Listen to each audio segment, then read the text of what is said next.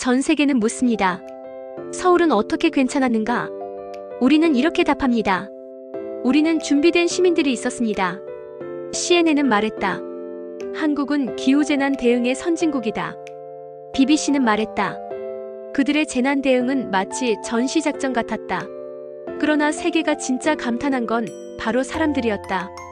중국 롱장 8만 명이 흙탕물 속을 떠다녔다. 일본 가고시마 산이 무너지고 역사가 물에 잠겼다. 그런데 그 정체전선의 한복판에 있는 서울은 정상적으로 출근했다. 누구도 설명하지 못한 현상, 누가 지켜낸 것인가? 2025년 6월 24일 중국 흑룡강성 롱장시에는 30년 만에 물폭탄이 쏟아졌습니다.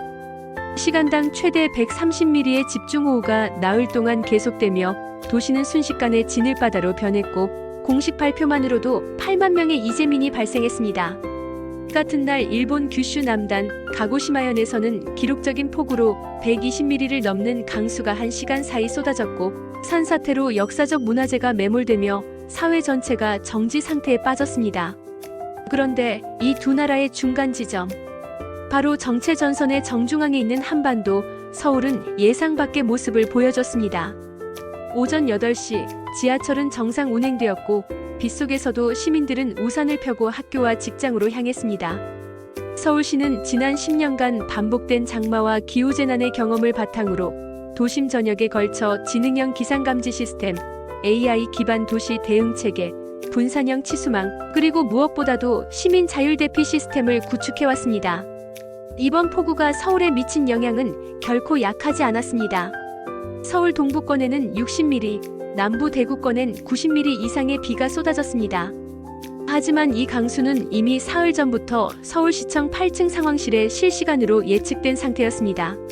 이전에는 수동으로 내려졌던 경고 체계가 지금은 자동화되어 AI가 시민들에게 직접 문자를 전송하고 지하철역 내부의 전광판은 침수 예상 시간과 도달 시간을 실시간으로 알려줍니다. 홍수는 예측하지 못했을 때 재난이 됩니다. 그러나 서울은 이 재난을 예측된 자연현상으로 바꾸는데 성공했습니다.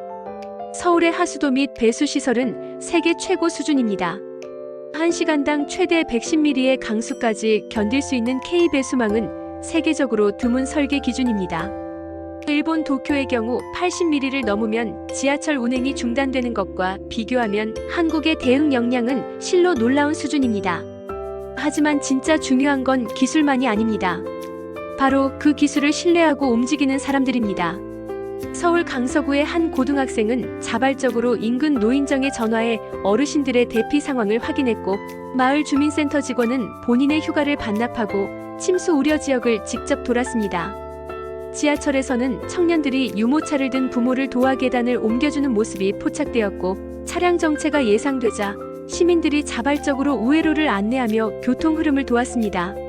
한국이 재난을 이겨낸 이유는 단순히 운이 좋았기 때문이 아닙니다. 그건 수많은 실패 끝에 쌓아온 시민의식과 집단 학습 덕분입니다. 지금 이 순간에도 기상청은 차기 폭염과 태풍 가능성을 분석 중이며 시민들은 무슨 일이 있어도 괜찮게 하자는 마음으로 오늘 하루를 살아가고 있습니다.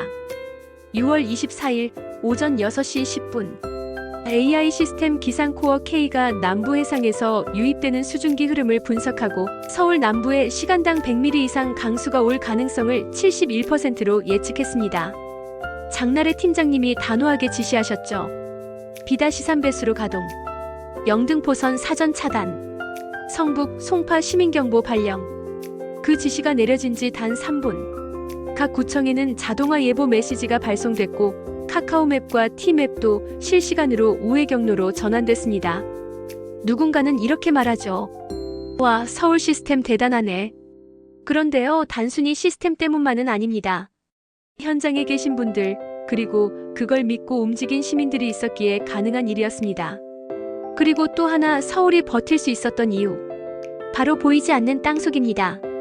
지하 40m 아래 축구장 10배 크기의 물 저장 공간 바로 저류조가 있습니다. 이곳은 폭우를 감지하면 자동으로 물길을 돌려 하천 범람을 막는 역할을 하죠. 서울 전역에 구축된 스마트 분산 배수망은 기상 AI와 연동돼 있습니다. 강수량이 일정 기준을 넘으면 자동 펌프가 작동하고 물은 우회 배수로로 흐릅니다. 이날도 최대 106mm의 폭우가 쏟아졌지만 지하철 단 한 곳도 멈추지 않았습니다. 교통도 통신도 수도도 모두 정상이었습니다. 누구는 말합니다. 한국 운 좋았네. 하지만 우리는 압니다. 서울은 단지 운이 아니라 예측했고 준비했고 그리고 움직였기 때문에 무너지지 않았다는 것을요. 전 세계 기후 전문가들이 서울은 왜 괜찮았는가 묻는 이유가 여기에 있습니다. 지하에 쌓아온 기술, 그리고 그것을 믿고 움직인 사람들. 그게 한국의 대답이었습니다. 누가 먼저 하라고 말하지 않았다. 그런데도 누군가는 어르신을 부축했고, 누군가는 차량을 세워주었고, 누군가는 음식과 전기를 나눴다.